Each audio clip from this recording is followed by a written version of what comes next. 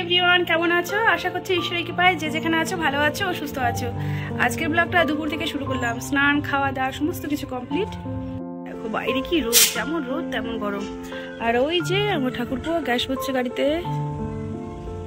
গরম পড়েছে না, এই রোদের জন্য একটু কোথাও বেরোতে ইচ্ছে করছে না, ঘরেই থাকা যাচ্ছে না, বলে তো বাইরে কি করে যায়। আবার খুব প্রয়োজন, যেতে হবে। সামনে না বোনের বিয়ে বেঁধেছে, সে বিয়ের জন্য মেয়ের জন্য আগে কেনাকাটা করতে হবে। মেয়ের একটু লং গ্রাউন্ড বল মানে বিয়ে বাড়ি পড়ার ড্রেসের একটু ঘাটতি পড়েছে। আর মেয়েও বলছে না না আমি এক ড্রেস আর করবো না, আমাকে নতুন কিনে দিতে হবে। আমি বললাম চলো তাহলে ঠিক আছে যাবো, সামনে আবার বাবা বাড়িও চলে যাবো।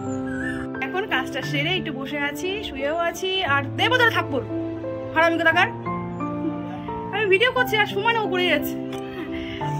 বহুত বদমাইশ আমার দেওয়ারটা। আমি একটু ভিডিও করছি উপরে দাঁড়িয়ে দাঁড়িয়ে, আর ও নিচ থেকে আমাকে ক্যামেরা করছে। তাহলে বোঝো রাগটা কান্না ধরে বিশাল পথ ফক্কর গিয়ে বেরিয়ে যাবে।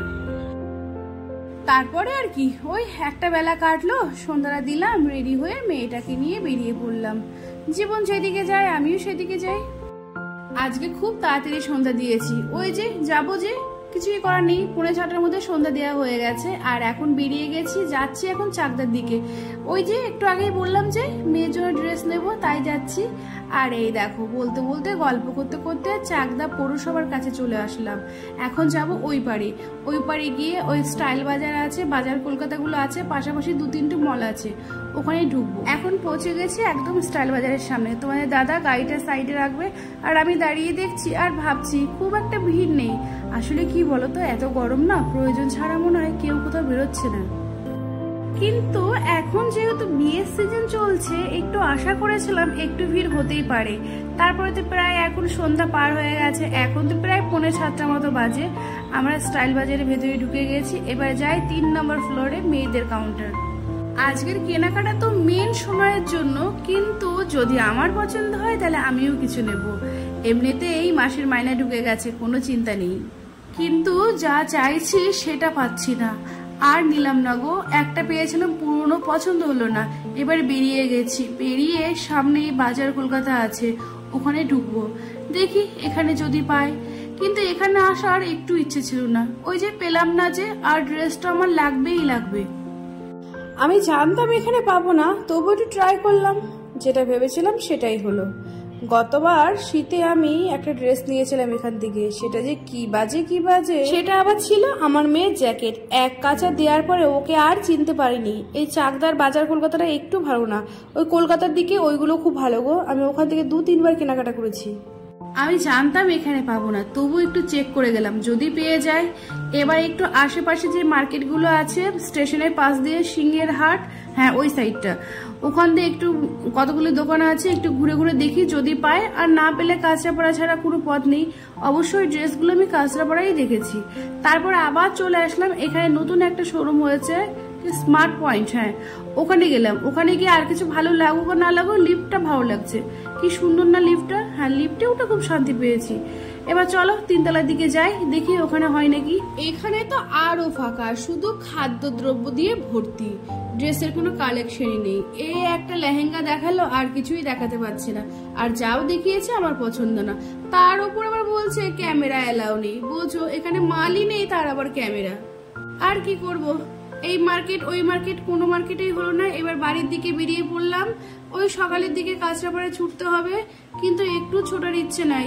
দেখি আবার আর কোথাও হয় নাকি। এবার সোজা আবার মত পাল্টিয়েছে। তারপরে চলে আসলাম মদনপুরে এই আবরণী, এই দোকানটা নতুন করেছে। দেখি এখানে তো শুনি ভালো মাল পাওয়া যায়, দেখি হয় নাকি। হলে বেঁচে গেলাম, তাহলে আর কাঁচরাপাড়া যেতে হবে না। আর সত্যি কথা বলতে জানো তো, কাঁচরাপাড়া যাওয়ার একদম সময় নেই।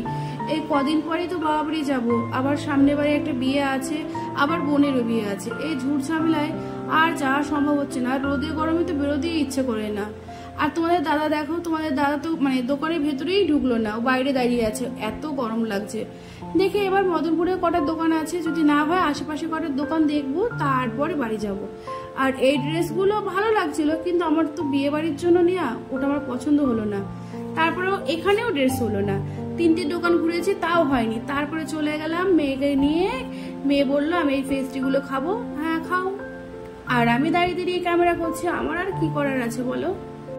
আমার কি বলতো, ড্রেসটা হলো না তো, আমার মুডটা অফ হয়ে গেছে।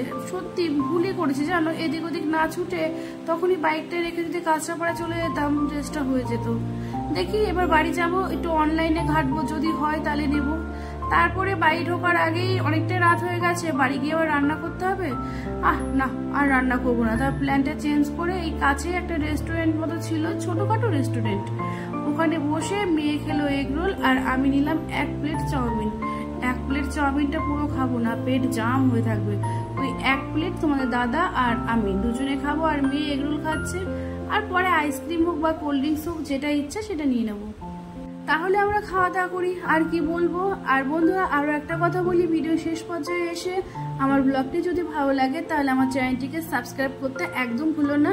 আর যারা ফেসবুক পেজ বা প্রোফাইল থেকে দেখছো, সরি প্রোফাইল পেজ নয়, ওখান থেকে দেখছো, তাদেরকে বলছি একটু ফলো করে দিও।